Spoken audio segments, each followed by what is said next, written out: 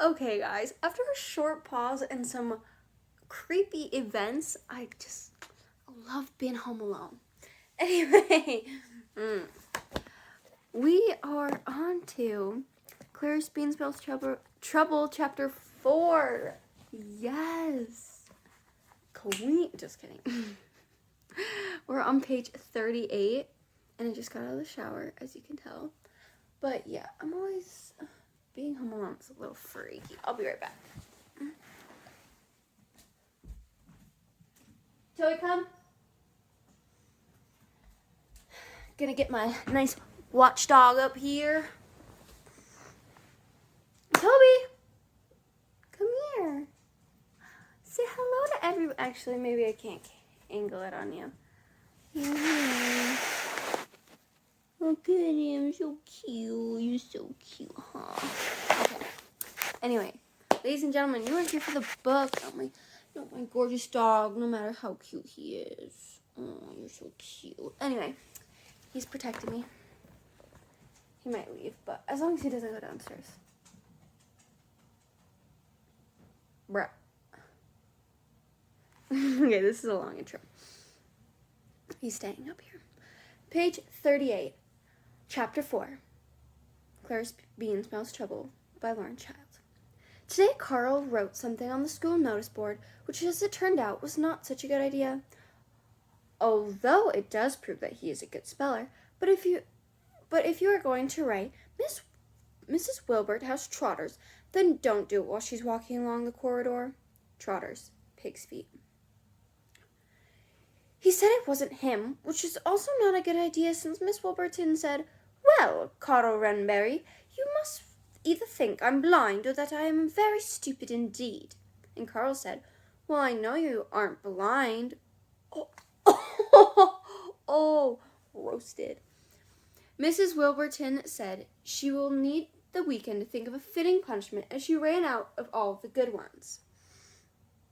As she has run out of all the good ones. Because I am exceptionally eager to be in the school play, I do want a main part. I decide I must go on Mrs. Wilburton's good side and keep out of trouble.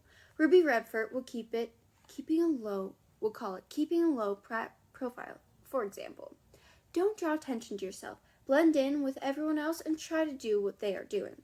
It's a Ruby Redford rule. So I look across the room to see that what everyone else is doing, and I catch sight of Robert Granger sticking a pencil up his nose and leaving it there. I decide not to blend in with him. Instead, I copy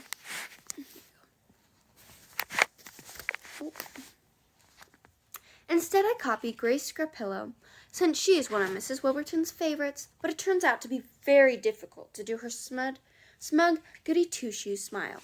So, instead, I make up my own blending in face. And so, there I am, sitting with lots of concentration showing on my face. I do this by slightly crinkling my eyebrows, so she can see, anyone could, that I'm listening and most probably learning too, even though it is highly dreary what she's saying.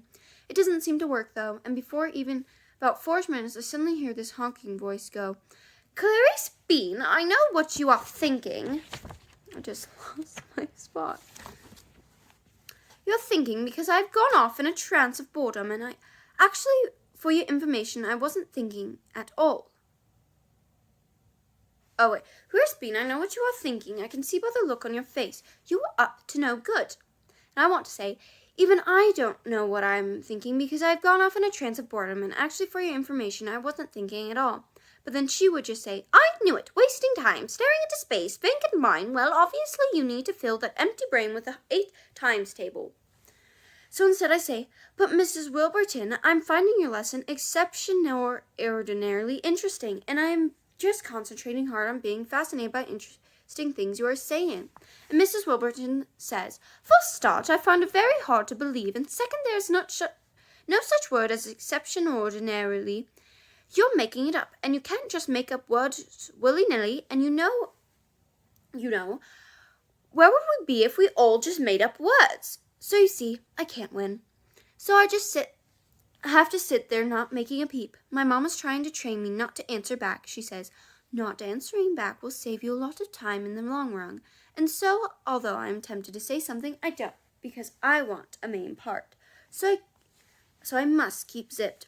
Ruby Redford has a good technique for keeping it zipped, which is to put a couple of jawbreakers in her mouth.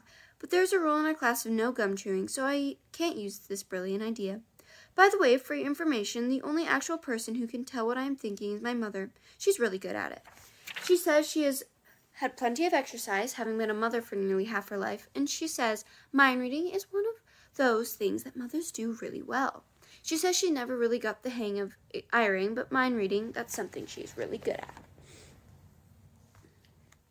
In the afternoon, Mrs. Wilburton announces what the school play will be. It turns out we will be doing The Sound of Music, which Carl says is a Drips movie, and there's no way he would ever be in it, which I agree about but secretly actually don't care, and I'm desperately eager to be in. You have probably seen the movie yourself, because I'm telling you it is one at least once. I tell you, it is on at least once during Christmas time. Granddad loves it, but Dad always offers to do the dishes as soon as it even starts. He says he would rather sit with a rabid dog in a dark room for 3 hours than be made to watch The Sound of Music. Betty says preferably she would like to play in the leading part of Julie Andrews, who in the story is called Maria. Maria is a nun with a good voice who becomes a nanny and marries Captain Von Trapp, who is a father of 7-ish or so children. The children all end up wearing outfits made of a pair of curtains and turn out to be really good singers, too. I would rather very much like to be the eldest daughter of Captain Von Trapp, named Liesel. Liesel has a boyfriend who turns into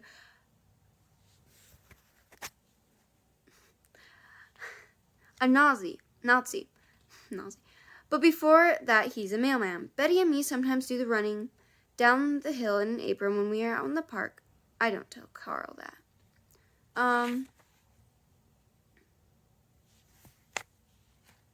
Anyway.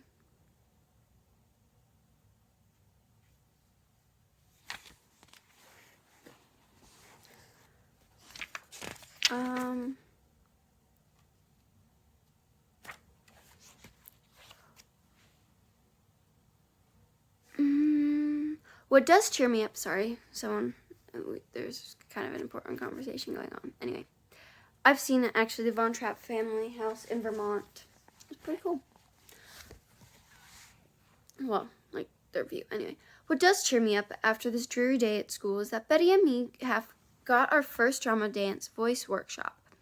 We go along to the drama studio. It's the same place where Mom does her yoga classes, and it stinks of these sticks, things they burn to cover up the smellings of feet. We try to get Carl to come too, but he won't. He says he would rather be with his dog than doodle around pretending to be something he's not. It's a shame because it turns out to be really fascinating and also interesting. Well, I feel really close to the camera. The teacher, Cesarian, I should probably learn how to say her name, is from an actual drama teaching school of drama, and she is madly attractive with an actual earring in her nose. She wears these kind of loose pajama-y outfits and little tiny shoes, a bit like dancing shoes, but not. They have sequins on them. She walks on tiptoe nearly always. Her name is from Pakistan, but her name is from Russia. Czarina, which you have to pronounce Czarina. Oh, so I don't know why you would bother with the C, but that's English for you. Anyway, Betty and me think Czarina is a very glamorous name, even with an unneeded C, and we wish we were called it. Czarina calls everyone my darlings all the time, whoever you are, and she says acting is a craft, but it's not a bit like crafts I'm used to doing, which are more about using felt and odd sort of glue that smells of fish. She gets us to do all these special exercises that she says actors are trained to do. You have to do this special breathing and stretching and say these rhymes that are really difficult to say, and you have to do them over and over very fast. Czarina says, "Darlings, you must connect with your audience." Sorry, I always switch to a French accent. Draws them in, makes them love you, and makes them hate you. Use your voice, your body, your energy, captivate them. Don't let them go. She's just gonna be French now. Sorry. Shoot, I lost my spot again. Darn it. We have to stand up straight and breathing deeply right from our ankles up. Zarina says, fill your whole body with oxygen. Fill it into your legs and tummy and fingers. Now float yourself across the floor. Are you floating, darlings? It's so exciting. Didn't think I could float, but when she says it, it's like that. I feel like I can. Zarina says, you are fabulous, darlings. Floating fabulousness. It is really amazing to find out I am good at something I thought I wasn't good at. Zarina says, yes, it is extraordinary how talent creeps upon us when we are least expecting it. Whoa, so Zarina thinks I am a talent. That is the end of chapter 4 of Clarice Bean Spells Trouble by Lauren Child. Hopefully we'll have a better angle next time. But anyway, thank you guys for watching, and I'll see you guys next time. Ciao!